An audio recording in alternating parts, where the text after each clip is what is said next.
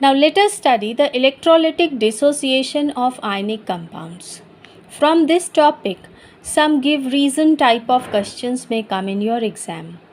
Like, we know that ionic compounds are electrolytes, but remember that ionic compounds can't conduct electricity in solid state. In solid state, they can't conduct electricity.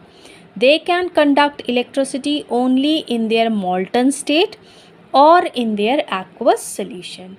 Now, the reason may be asked that why can't they conduct electricity in solid state? So the reason is that ionic compounds are made up of two type of ions, positive charge ions and negative charge ion, and there is a electrostatic force of attraction between these two type of ions. So due to this attraction force, these ions are held together strongly, and we know that conduction of electricity requires free ions. So in solid state, free ions are not available. So due to unavailability of free ions in solid state, conduction of electricity do not take place. But if we heat this compound,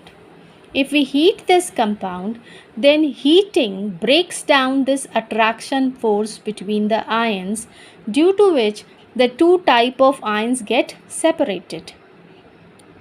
And what we do for melting a compound? We heat a compound. We say that in molten state they can conduct electricity, because in order to melt a substance we used to heat them, and heating breaks down the attraction force between the two type of ions, and free ions are available for the conduction of electricity. Second condition is that these compounds can also conduct electricity in their aqueous solution. Now what takes place in the aqueous solution? Now you can see this is water, H2O. Water is a polar covalent compound.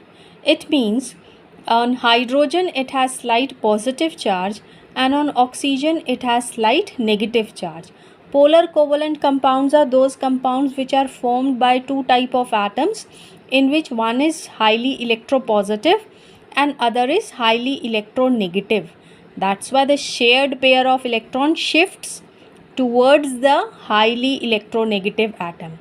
That's why it acquires slight negative charge and the other atom acquires slight positive charge.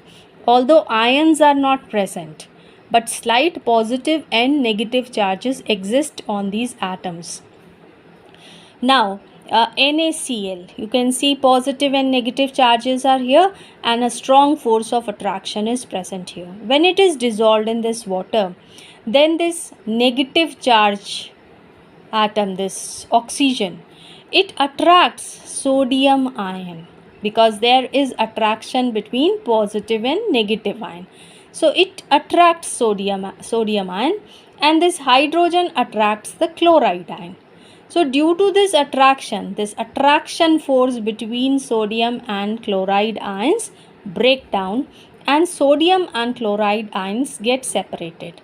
That means free ions are available for the conduction of electricity. So this is how conduction of electricity or electrolysis takes place in ionic compounds. Now, covalent compounds generally do not conduct electricity. They do not show the process of electrolysis, but the polar covalent compounds, they show conduction of electricity. Now, how these polar covalent compounds show conduction of electricity?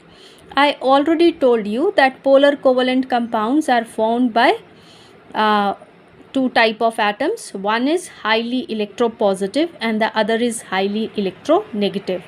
So the shared pair of electrons shifts towards the highly electronegative atom, and it acquires slight negative charge, and the other atom acquires slight positive charge. Hydrogen chloride is a polar covalent compound.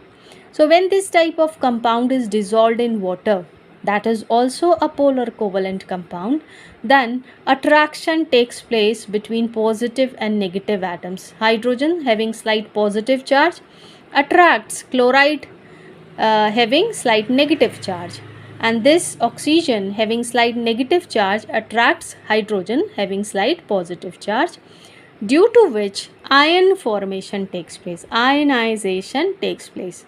And once the free ions are available, conduction of electricity easily takes place.